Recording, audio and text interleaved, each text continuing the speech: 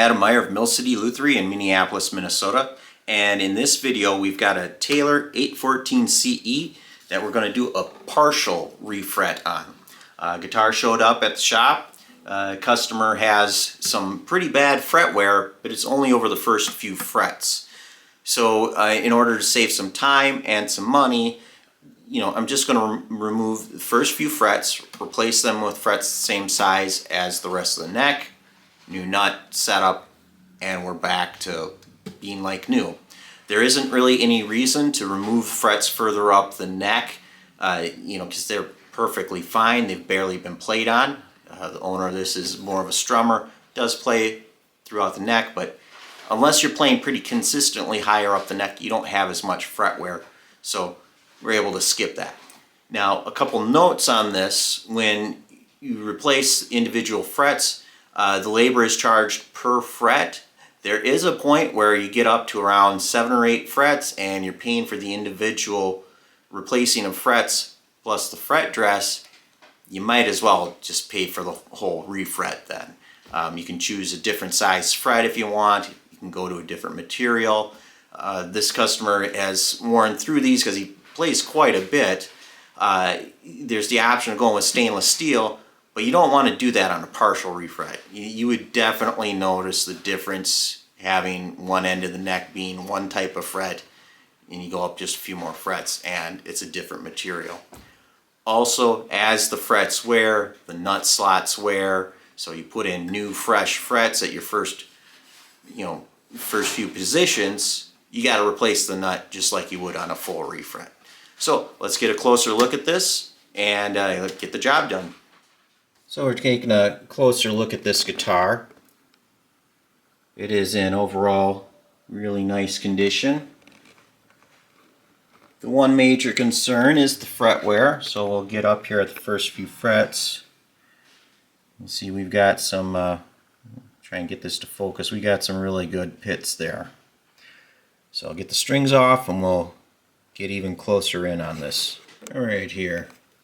Hopefully I can maintain focus well, but on this first fret especially, we got a really deep pit underneath where the B string is.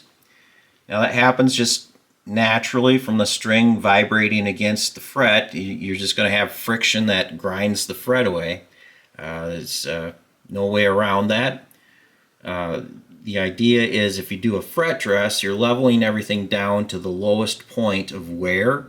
So to do a fret dress with this fret still in here, all these other frets would get taken down. And as you can see, these are all in really good condition. They are still, they've been played on, but like not played on nearly as much. There isn't any reason to take these out.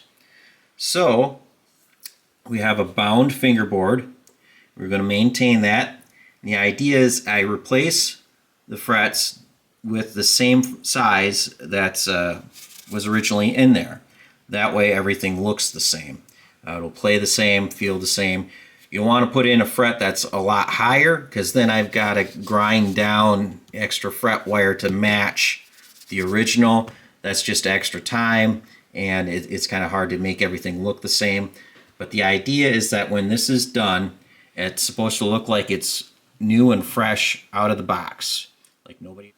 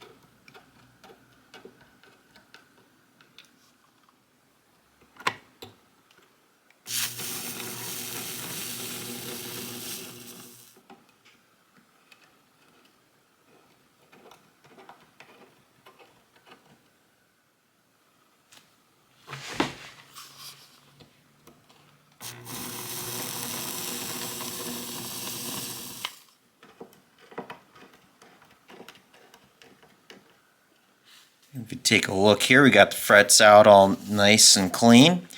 Got gunk on the fingerboard we need to clean off. Be part of a regular setup, but I'll do it now with the frets off because I'll get a cleaner fit with the new frets.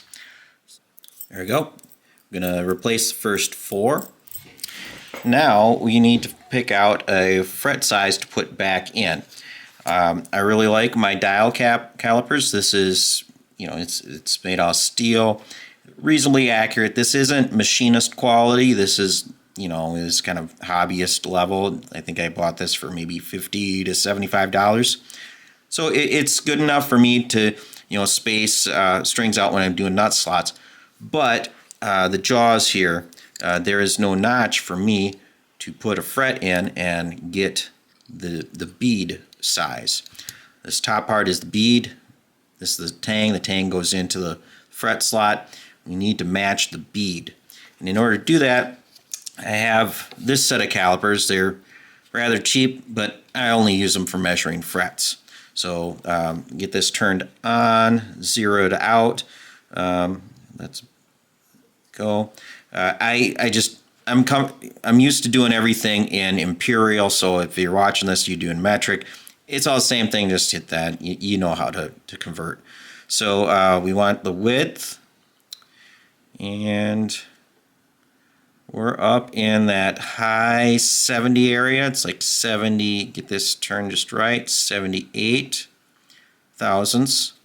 And then this little notch here, I can slide the fret through, and we're like 39.5 to 40 on the height of the bead. And I have this full strip of fret wire. So I'm just going to measure it out. And we've got, for width,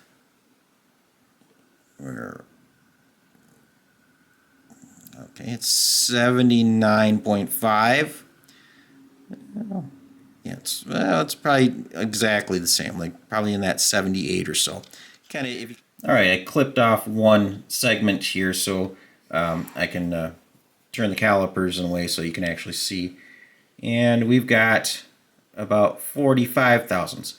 So these are just a touch taller than what I took out, which is perfect because we want a little bit of room to do a fret dress.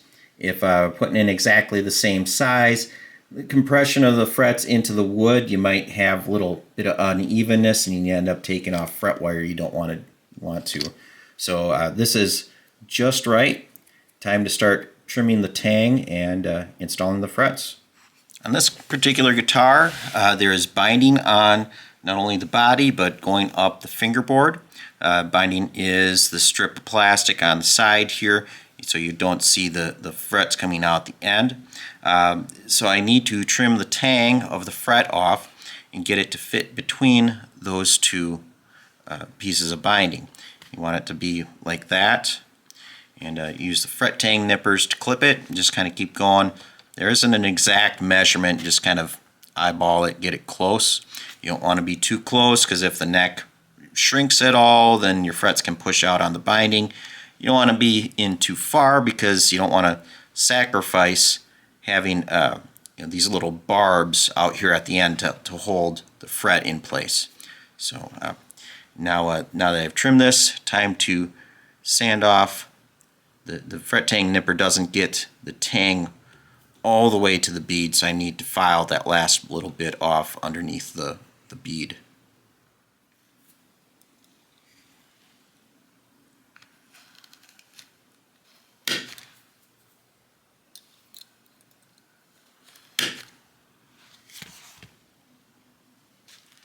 Now before I install the frets, I gotta file the bottom side of the bead smooth. Just put it in my fret holder here.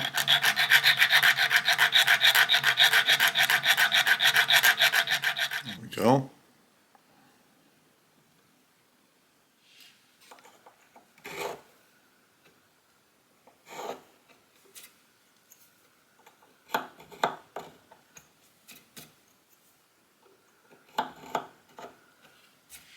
Get a little bit of glue down in the slot here.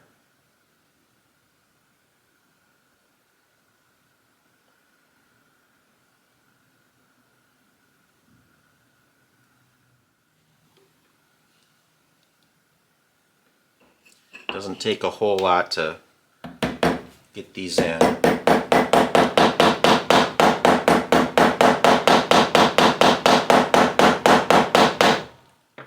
Just a little extra nudge on the ends of these to make sure that the ends of the frets come down flush on the binding. You don't want to overdo it because you can actually crack the finish around the fret end on the binding if you round down too much. So it's just kind of a feel thing, and takes a little experience. Got to do it a few times and you get the right feel for it.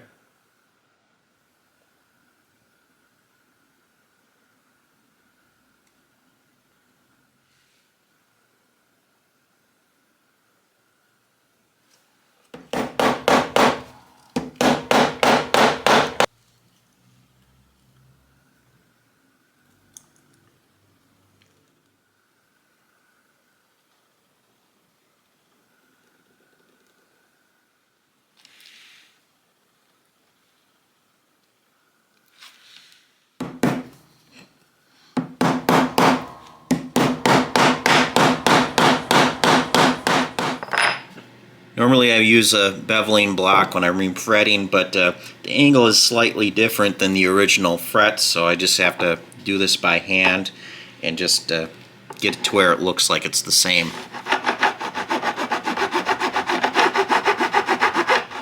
So I've got a protective cover on the body. Don't want to drop any tools on it or ding it or anything. And I'm just going to do this fret dress on bench top instead of using the neck jig. I can get a really good fret dress out of acoustic this way. Adjust the neck using notch straight edge. Compare that against the straight edge on top of the frets. You adjust the neck according to this, and you follow through and make sure that your leveling is done correct with that. The frets we put in are just a few thousandths taller than the rest, so I'm mostly going to just skim these a little bit more than the rest and just follow through and make sure that everything is perfectly level. Then we got to move on to crowning, get the nut done, and then it'll be time for setup.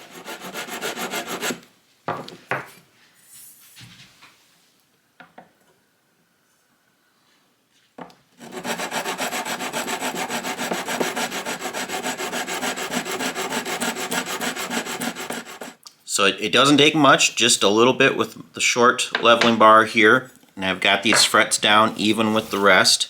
There was maybe like 2 to 3 thousandths extra height compared to this, and you want to do that to make sure everything is consistent. Otherwise, as the neck flexes forward, if these are a little bit high, it'll behave like there's a high fret here, because these will be taller, flex forward. This is noticeably higher than this, so you just have to follow through. Now that I've got these to match the rest, I'm just going to very lightly skim across the top of the rest to even everything out and proceed to crowning.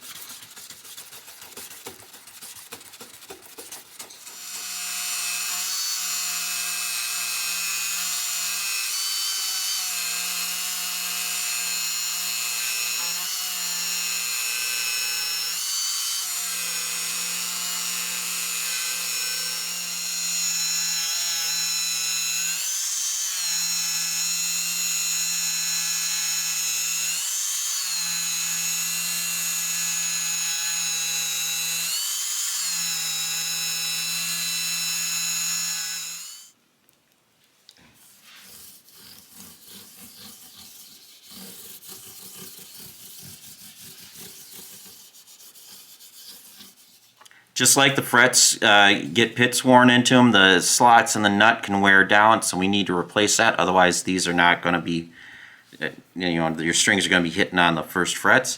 Black binding, original nut's black, going to replace with another black nut.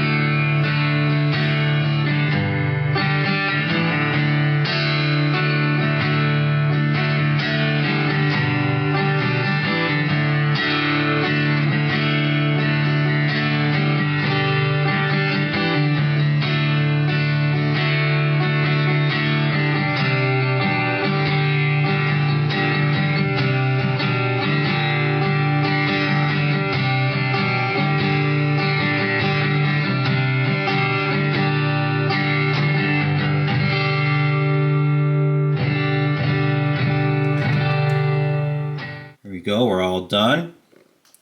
And had I not told you anything, you shouldn't be able to tell that anything was done at all. These all look like they're original. Let me pull the string aside, and as you can see, compared to the beginning of the video, these frets are nice and freshly crowned. There are no pits, so they've been replaced, but otherwise you would not be able to tell. There you go, partial refret. Frets all match in size, plays great. Just this is a method to spare the cost and time of doing a full refret. It isn't always necessary to go through that larger process unless you wanted to go to a different size fret or a different material. Well then, yeah, you do follow through and do all of them. But if you're someone who just likes strumming their cowboy chords, this is an easy way to help keep your repair costs down. So, any questions on this or any other videos in my library, just go ahead and leave a comment, or you can contact me directly. My contact information is in the About section of my channel, and we'll see you next time.